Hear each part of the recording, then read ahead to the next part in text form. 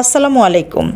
সেদিন তো জীবিত মাছের ভিডিওটা দেখলেন, তো এই মাছগুলো তো কাটতে হবে। সেদিন তো আর কাটি নাই, ফ্রিজে রেখে দিয়েছিলাম।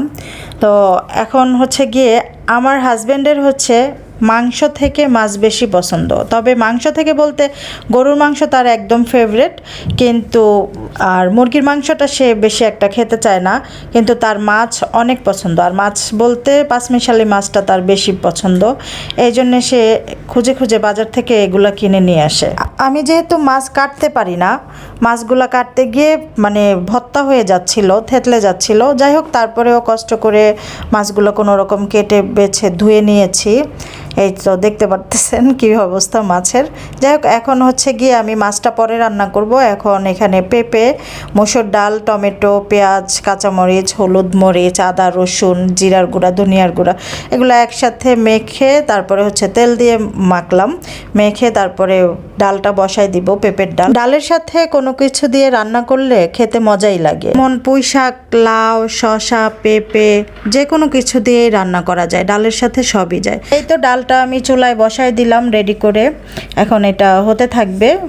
এটা হওয়ার এদিক দিয়ে আমি আবার হচ্ছে গিয়ে মাছটা রেডি করে ফেলবো ভাজার জন্যে। তো এখানে যেহেতু অনেকগুলো মাছ, এটা আমি দুই ভাগ করে নিলাম। দুই ভাগ করে এক ভাগ রান্না করব আর এক ভাগ হচ্ছে ফ্রিজে রেখে দিব।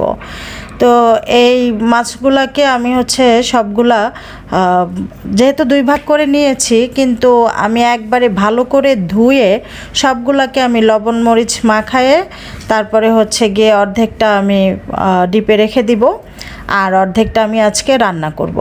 তো এই তো এখানে লবণ, হলুদ, মরিচ মিশিয়ে মাছটা তৈরি করতেছি ভাজার জন্যে।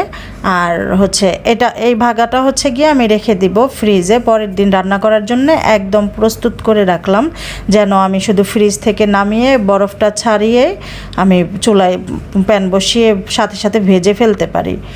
আর তাহলে আমার কোনো পরের দিন কষ্ট হবে না। আর ওইটা হচ্ছে গিয়ে আজকে ভেজে ফেলবো, এই তো ফ্রিজে রেখে দিলাম। এখন আমি বাকি মাছটাও মাখায় নিব।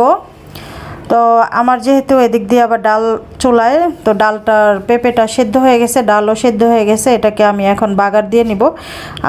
বাগার আর ফোড়ন আর কি একই জিনিস, কেউ বাগার বলে কেউ ফোড়ন বলে, যার যার আঞ্চলিক ভাষায় আমরা বাগার বলি। যাই হোক, আমার বাগার দেওয়া শেষ, ডালটাও হয়ে গেছে। লবণ টবণ চেক করে আমি নামিয়ে নিছি ডালটা। এরপরে হচ্ছে গিয়ে আমি মাছটাও ভাজতে দিয়ে দিব এখানে। আমি আসলে মাছ কাটতে পারি না, তো মাছ কাটতে পারি না বলে যে একদম ন্যাকামো করব তাও না। মাছ মেয়ে যেহেতু হয়েছি, শিক্ষার পাশাপাশি পড়াশোনার পাশাপাশি মেয়েদের